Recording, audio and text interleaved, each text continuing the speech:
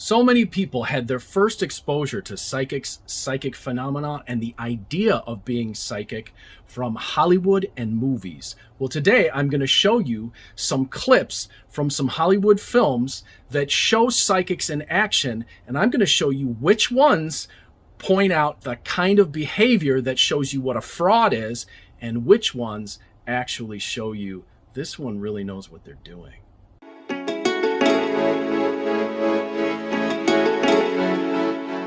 Good afternoon, this is Lucky Links. If you like these videos, then please subscribe, hit the notification bell so that you can see when new videos are coming up, and share this video with everyone you know. If you would like to get a reading from me, 779-302-8009 or conjurehope@gmail.com, or you can go to my website, luckylinksfortune.com. So like I said, I've got some video clips today that I'm going to show you that illustrate dramatically psychics in action. Some of them actually point out some of the things that you can do, that you can look at to spot a fraud. And I've got one in here that shows really a beautiful example on what a psychic reading should be and how a psychic should approach their clients. So this first one is from the movie Love Potion, and I've got two clips from it that we're going to talk about. Anne Bancroft plays a palmist, and I'm starting with palmistry because it's a science that not many people know, and it's one that is easily to fool people with, and it is also one that can really give you an amazing reading if the palmist knows what they're doing.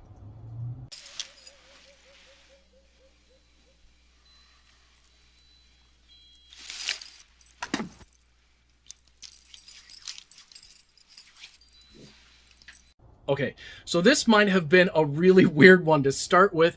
As you've seen, she spits into the guy's hand. I've actually seen this happen. I've seen at psychic fairs, people spit into someone's hand, or in one case, I had a friend who got a reading from a psychic who guzzled some Florida water and then he spit it into her face.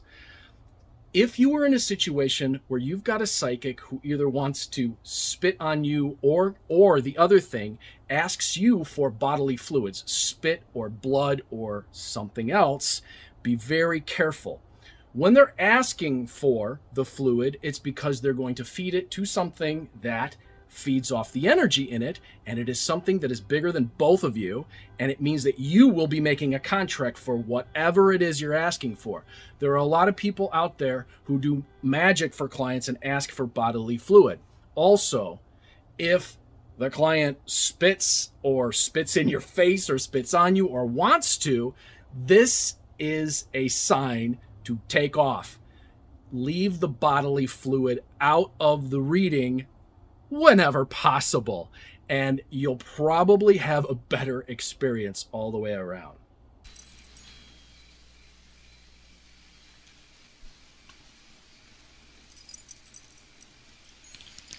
You do very badly with women.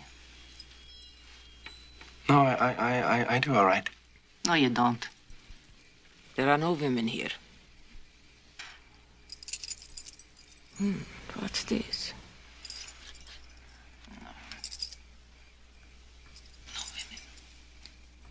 Are you a boy kissy boy? Excuse me? A homosexual. Okay, now in the second part of this clip, she does a couple of things. And they're things that people always want to know. First of all, can you tell if someone's gay in a reading? And the other thing is she's looking for men or women in his hands. Now, there is something she does at one point. Now, I don't know if she knew how to do this or not, but she actually looks on the side of his hands, and that's where I would look if I was reading someone's palm for lovers and or marriages. There are marriage lines on the edge of the palm. Depending upon whether or not the person is right-handed or left-handed determines future or past. That's a whole other subject. But the lines on a person's hands determine how many lovers they will have traditionally. Now, I have seen them come up for people who were in a marriage and then they were divorced and it was still there, but it was fading, and then another one showed up, which means that they were going to be with someone new, or they were with someone new. I've also seen situations where someone became so obsessed with something like a career or something that it was like a lover or a pet or something, and that showed up there too.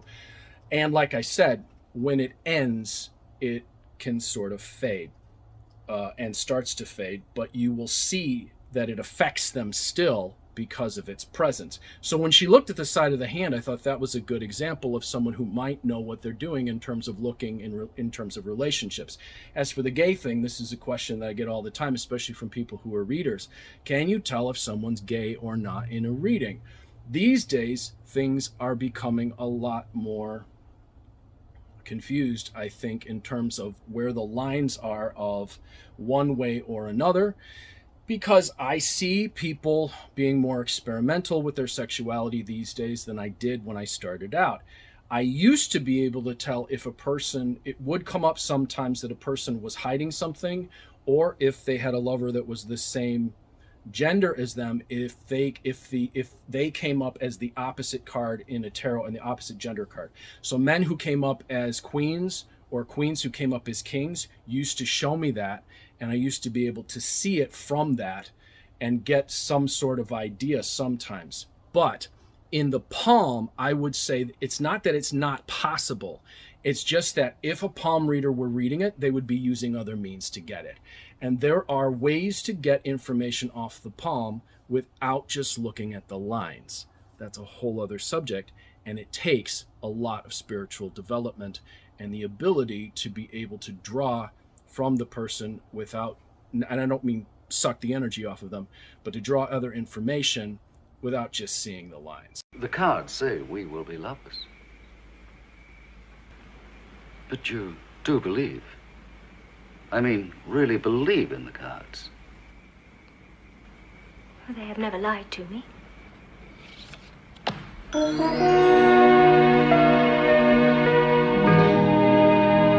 Okay, this next one is Jane Seymour from the James Bond film Live and Let Die. I know people who actually went down the road and became psychics, started to learn the cards because they saw her in this film. I'd say she does a great example in this film of creating a mystique and a mysterious nature. I'm going to talk about that in a minute because I think it's really important that you understand something about that. But in this particular case, I wanted to focus on the fact, a couple of things. First of all, the lovers, he throws the lovers, and if you've seen the film, he actually messes with her. He inserts the lovers and then suggests that they have to be lovers. Usually when I'm reading the tarot cards and the lovers, and I see a relationship between two people, it comes up as the Two of Cups. Not that it doesn't come up as the lovers, but the lovers usually comes up as something much bigger, a choice that the person has to make, or a person not being unified with who they really are, or a person who may be at war with themselves, or a person who has a hard time making decisions, things like that. So usually I see the Two of Cups.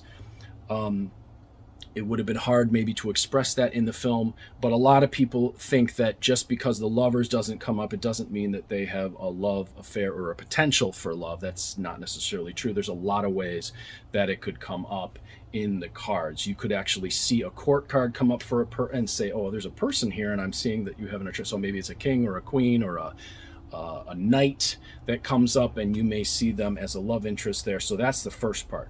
The second part is the part where he suggests to her, well, you believe in the cards, don't you? And she says, well, they've never lied to me before. And the idea is that the cards are infallible. And I will say that if you find a psychic who tells you that this is what the cards say and this is what it has to be, run immediately. That is a fraud. That is a person who does not know how the future works. They do not know how fate works. And they are fooling you into accepting their authority as something that you have to believe in. So remember, whenever choice is taken out of it. So when a person comes to me and they say, well, should I leave this person? I go, that is your decision. The oracle says this, this, this, and this. It says that you guys have been fighting lately. It says that he's interested in this. It says that you're interested in this. Do you think that that is enough to make a harmonious relationship or not? I give them as much information as I can for them to make the informed decision. But whenever someone says that the cards have all the authority and that the future is fixed, or someone says, I need you to tell me what's fixed, there's a fraud involved there or a misunderstanding about how the future really works. And his name begins with W. Will? Oh, how did you know that? How the fuck did you know that? Whoop it. Were you spying on me at the Highland Tap last night? Ma'am, I don't even know who you are. Plus, I'm 19 years sober. If you don't count the weed and the peyote and the crack. Crack? I was just kidding. Okay, this one is first of two from this movie. It's called What Men Want, and there's a couple things I want to bring up here. First, when a person dresses a certain way who's a reader, that creates a mystique, that doesn't necessarily mean that the person knows what they're doing. So be very careful when you're going to a psychic that the way that they dress, the way that they appear, the way that they look, the flawlessness of their skin, the mystique that they create in their personality and in their appearance is not the same thing as someone who knows how to read the cards. I have seen so many people who are very good at glamour, but not very good at reading. And they're very good at convincing people to give their authority away because of their appearance. So that's the first thing. The second thing is there is a great deal of drug use that happens in the name of spiritual development. And I will say, if a person needs drugs in order to be able to read, the power is in the drugs. It is not in the person. That is why I always suggest that if you're going to go to a reader, go to someone who is on the path, a spiritual path of a lineage that has a proven lineage of success that will show them how to develop their abilities, and that it's within something that helps them develop those skills naturally and not having to rely on something from the outside. Because you don't know, they could be off their drugs that day, the drugs could be interacting with something else that day. Not only that, but I've had a lot of people who came to me saying they started doing drugs to develop their psychic ability, and now they're getting stuff that they can't manage, or they're freaking out, or they're having problems, or there's addiction. And it becomes very hard at that point for a person to be able to be clear-sighted and to discern truth from what other stuff they have going on that the drugs are bringing out in them. Because the drugs may be bringing out stuff they've got to manage, and they be projecting it onto you. So be very careful in that case. Oh, what's that smell? Oh, that's the Beluguru plant. It's an extract from Haiti, and I can read you.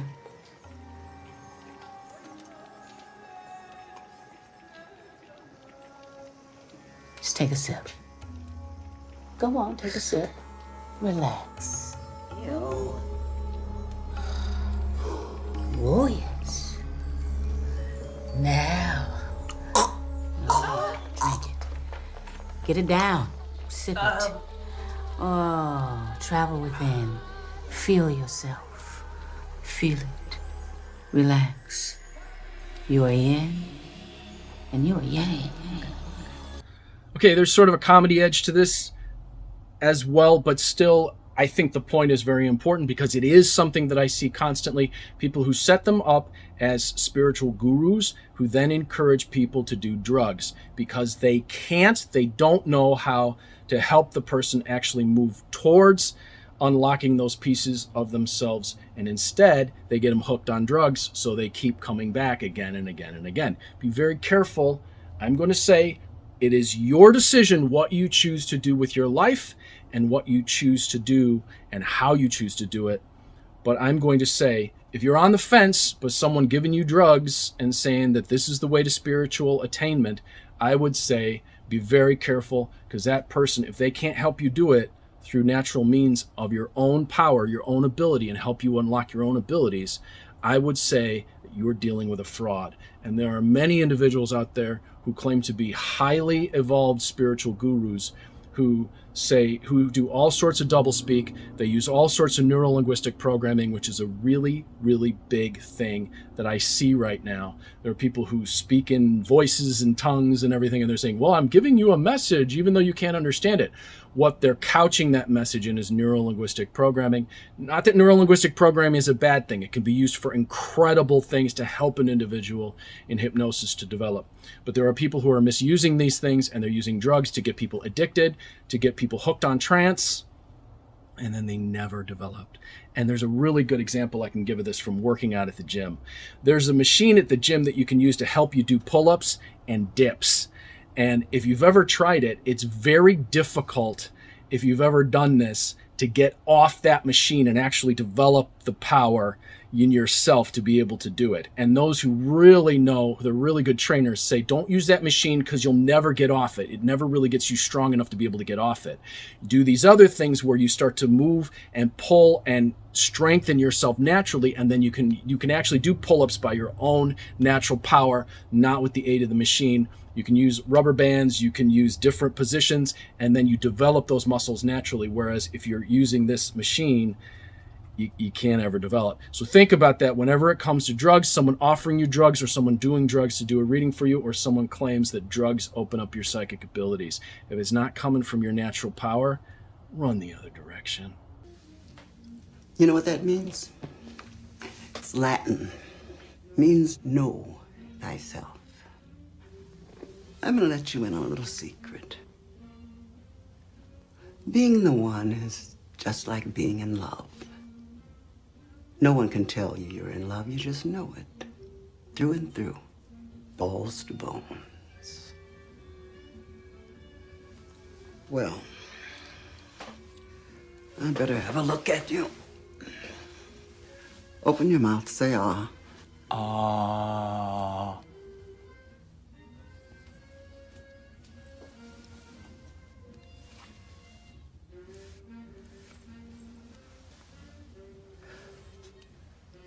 Okay. Now I'm supposed to say, that's interesting, but then you say. But what? But you already know what I'm going to tell you. I'm not the one. Sorry, kid. You got the gift, but it looks like you're waiting for something.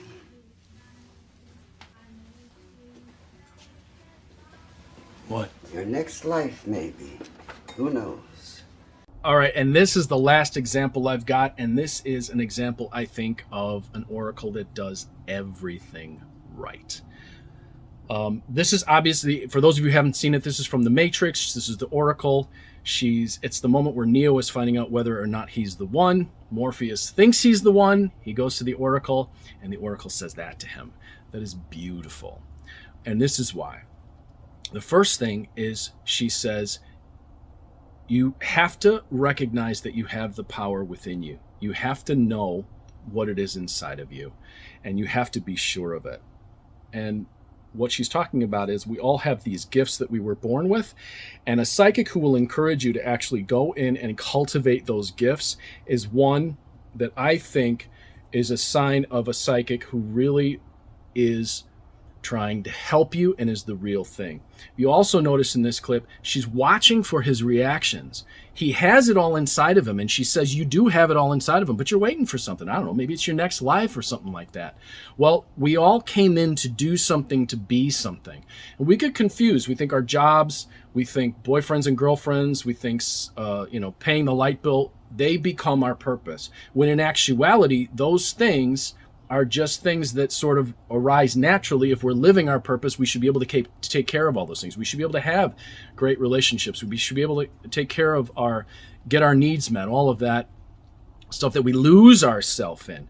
She's watching his reaction to see what he believes about himself, because he has the ability, he has the power inside of him, but does he want to claim it?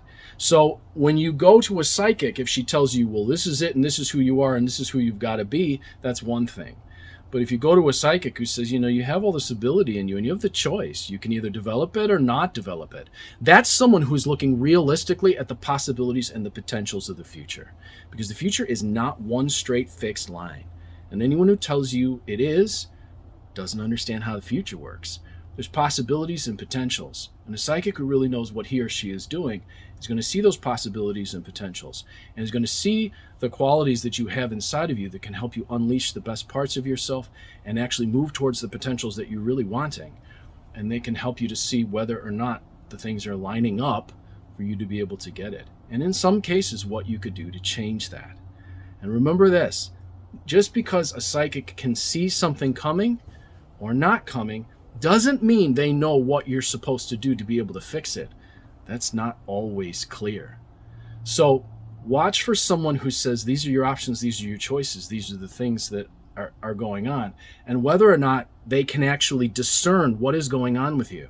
They can tell what's going on inside of you. They can tell what's going on in your mind. They can see the stuff that's going on in your heart. They can say, hey, these are the circumstances in the relationship, and you go, well, that is what's going on.